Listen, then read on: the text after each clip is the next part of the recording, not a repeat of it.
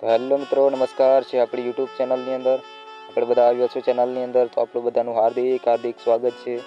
તો મિત્રો, આજે આપણા વિડીયોની અંદર જાણવાના છે કે ભગવાન શ્રી કૃષ્ણ બાલ્ય અવસ્થાની અંદર માટી શા માટે ખાધી હતી. તો મિત્રો, બન્યા રહેજો આપણા વિડીયોની અંદર. આપણે આ જે કથા છે અને વિગતવાર જોવાના છે. મિત્રો, આપણે જાણીએ છીએ કે ભગવાન શ્રી કૃષ્ણ ગોકુળ ગામમાં જ્યાં સુધી રહ્યા ત્યાં સુધી અનેક લીલાઓ કરી. ઘણી બધી લીલાઓ એટલે ઘણી બધી, જેમ ગોપીઓની સાથે ખેલવું, માખણ ચોરવું, ગાયો ચરાવવી, આવી અનેક લીલાઓ ભગવાન શ્રી કૃષ્ણે ત્યાં કરી છે. પોતાના બાળપણ દરમિયાન તેઓ ખૂબ મજા લીધી છે ત્યાં, અને આજે પણ એ ગોકુળિયું ગામ આપણાથી ભૂલાતું નથી. કારણ કે ગોકુળની જે લીલા છે ભગવાન શ્રી કૃષ્ણની કંઈક અલગ જ છે.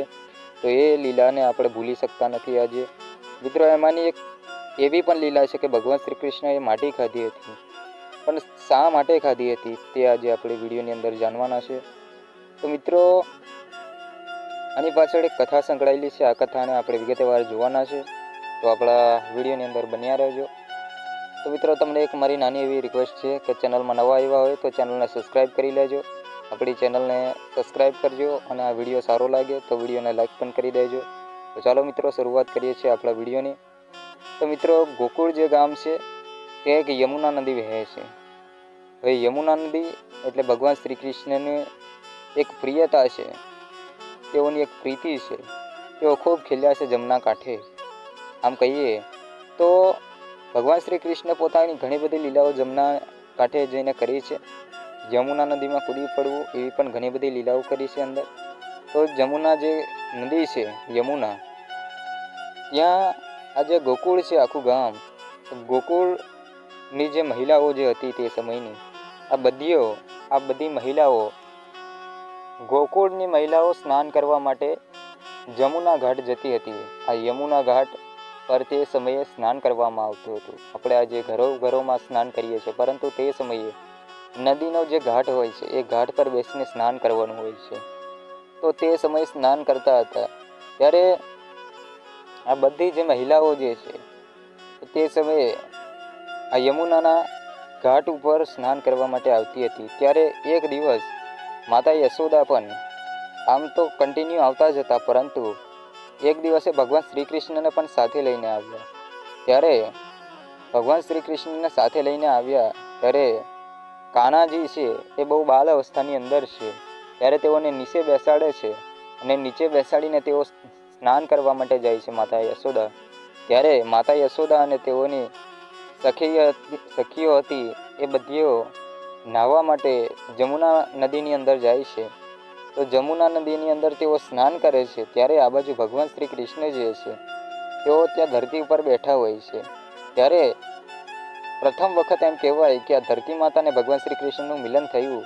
જ્યારે કૃષ્ણ અવતાર ભગવાન નારાયણને લીધો ત્યારે પ્રથમ વખત જ જ્યારે તેઓ જમુના મૈયા સાથે આવ્યા, જમુનાના કાંઠે જશોદા મૈયાની સાથે સ્નાન કરવા માટે. ત્યારે માતા યશોદા તો સ્નાન કરવા ગયા, પરંતુ ભગવાન શ્રી કૃષ્ણ ત્યાં તેઓને બેસાડવામાં આવ્યા. ત્યારે ભગવાન શ્રી કૃષ્ણના ચરણ જે છે પ્રથમ વખત ધરતી પર પડ્યા. કારણ કે જન્મ લીધો ત્યારથી તેઓ પોતે મહેલની અંદર જ રહ્યા છે, નંદ બાબાના મહેલની અંદર રહ્યા છે. ત્યારે ધરતી પર પગ મૂક્યો ન હતો. પરંતુ જ્યારે યશોદા મૈયા સ્નાન કરવા માટે તેઓને લાવ્યા ત્યારે પ્રથમ વખત તેઓએ આ ધરતી માતા ઉપર પગ મૂક્યો હતો. ત્યારે આ ધરતી માતા જે છે તેઓ આ ધરતી ફાડીને ત્યાં પ્રગટ થાય છે. કારણ કે તેઓનું ભગવાન સાથેનું પ્રથમ મિલન હતું કૃષ્ણ અવતારની અંદર. ત્યારે ધરતી માતા ખૂબ પ્રસન્ન થાય છે અને દર્શન કરવા માટે ધન્ય થઈ જાય છે તે, અને ભગવાન શ્રી કૃષ્ણના દર્શન કરવા માટે તે આ ધરતી ફાડીને આવે છે. ત્યારે ભગવાન શ્રી કૃષ્ણને પાયે પડે છે, અને ભગવાન શ્રી કૃષ્ણ તેમના ચતુર્ભુજ રૂપના દર્શન પણ આપે છે. અને તે ધરતી માતા કહે છે કે ભગવાન, અત્યાર સુધીમાં તમે આ તમારા અવતાર કાર્યમાં પ્રથમ વખત મારા ઉપર ચરણ મૂક્યા છે. ત્યારે કહો પ્રભુ કે હું તમારી શું સેવા કરું, કે મારી સાથે તો બીજું કોઈ વસ્તુ જ નથી એવી કે હું તમારી કોઈ સેવા કરું, પરંતુ મારી સાથે તો માટી અને કંકળ સિવાય બીજું તો કાંઈ છે નહીં. ત્યારે ભગવાન શ્રી કૃષ્ણ કહે છે કે હે ધરતી માતા, તમારી જે માટી છે એમાં તો અમૃત જેવો સ્વાદ છે. જો તમે મને આપતા હોય તો હું એને પ્રસાદ રૂપે હું માટી પણ ખાવા તૈયાર છું. ત્યારે ભગવાન શ્રી કૃષ્ણએ ધરતી માતાની ઈચ્છા પૂરી કરી. પોતે માટી ખાધી અને અમૃત જેવો જે સ્વાદ હતો તેની મજા લીધી, ત્યારે જશોદા મૈયા જે છે તેઓ સ્નાન કરતા હતા. ત્યારે આ ભગવાન શ્રી કૃષ્ણ આ ધરતી માતા જે હતા તેઓને આ માટી જે હતી તે ભેટ પ્રસાદ તરીકે સ્વીકારીને તેઓ અમૃત જેવા સ્વાદની મજા લઈ રહ્યા હતા. ત્યારે અમુક જે સાહેલીઓ હતી, ગોપીઓ હતી, તે યશોદા મૈયાને કહે છે કે યશોદા યશોદા જો, તારો કાનો તો જો માટી ખાઈ રહ્યો છે. ત્યારે યશોદા મૈયા જે છે તે દોડીને આવે છે. ત્યારે જોવે છે તો ભગવાન શ્રી કૃષ્ણ જે છે તે માટી ખાતા હોય છે. ત્યારે યશોદા મૈયા કહે છે, અરે અરે આ તું શું કરે છે કાના?